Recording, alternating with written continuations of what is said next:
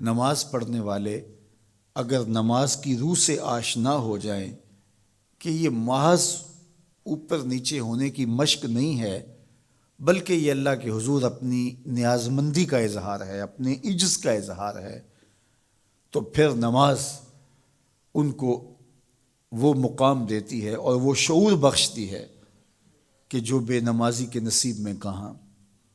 انسان کے اشرف اعضاء اس کے سر میں ہیں، بولنے کی قوت زبان سر میں، دیکھنے کی قوت آنکھیں سر میں، سننے کی قوت کان سر میں، سوچنے کی قوت دماغ سر میں، سونگھنے کی قوت ناک سر میں، اور یہ سر مالک کے در پہ۔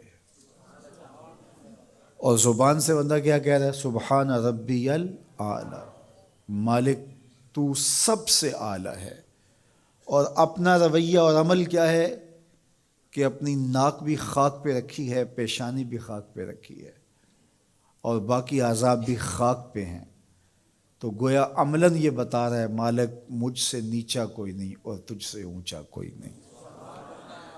اور اگر وہ نماز کی روح سے آشنا ہو جائے تو سجدے سے سر اٹھانے سے قبل اللہ سارے اس کے بوجھ اتار دے، اس کے من میں روشنیاں کر دے۔ تو نماز بندگی کا شعور دیتی ہے، من میں چراغاں کرتی ہے۔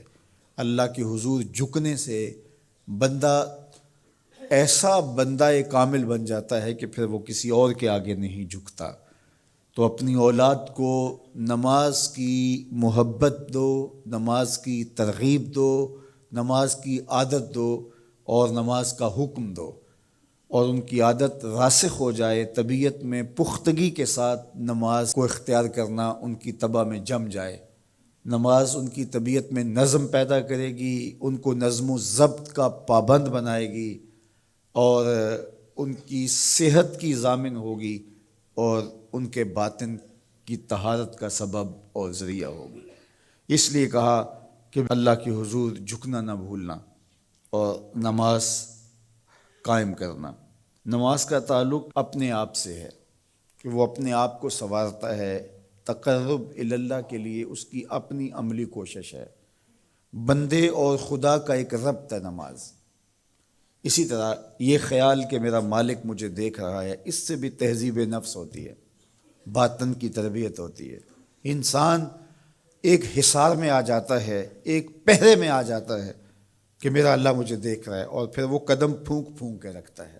وہ اچانک لوگ بیٹھے ہوئے ہوں نا، تو آج کل یہ سوشل میڈیا کا زمانہ ہے، تو کوئی کیمرہ سیدھا کر لے تو ایک دم مرتب ہو جاتے ہیں، اس لیے کہ اب ہماری تصویر آنے والی ہے۔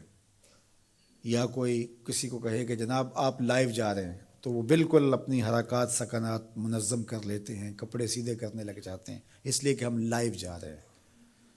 وہ لائیو چاہے 5 آدمی دیکھ رہے ہوں، چاہے 10 آدمی دیکھ رہے ہوں، لیکن پھر بھی چونکہ ہم لائیو جا رہے ہیں تو اپنی حرکات سکنات مرتب کر لیں گے، منظم ہو جائیں گے۔ اور جب یہ یقین ہو کہ میرا اللہ مجھے دیکھ رہا ہے، یہ ساری حرکتیں وہاں لائیو جا رہی ہیں، تو پھر دل میں برا خیال بھی آنے لگے گا تو اس کو روکیں گے کہ میرا اللہ تو دیکھ رہا ہے۔ پھر بولی بھی مرتب ہو جائے گی، پھر رویے بھی مرتب ہو جائیں گے، طرز معاشرت بھی منظم ہو جائے گا، آنکھیں بھی نہیں بھٹکیں گی، خیال بھی نہیں بہکیں گے، سوچیں بھی آوارہ نہیں ہوں گی، چاہے آپ بند کمرے میں کیوں نہ ہوں، پھر بھی منظم رہیں گے، اس لیے کہ میرا اللہ مجھے دیکھ رہا ہے۔ تو یہ یقین زندگی کو منظم کرتا ہے۔ تو اس کا تعلق بھی انسان کی ذات سے تھا۔ نماز سے بھی تہذیب نفس ہے، اللہ سے تقرب حاصل ہوتا ہے۔ اب کہا تو خود غرض نہ بننا کہ اپنے آپ کو سنوار لیا اور کافی ہے، نہیں، لوگوں کو بھی نیکی کا حکم دینا۔ وامر بالمعروف ونہا عن المنکر، لوگوں کو نیکی کا حکم دینا اور برائی سے منع کرنا لوگوں کو، یہ مومن کی زندگی ہے۔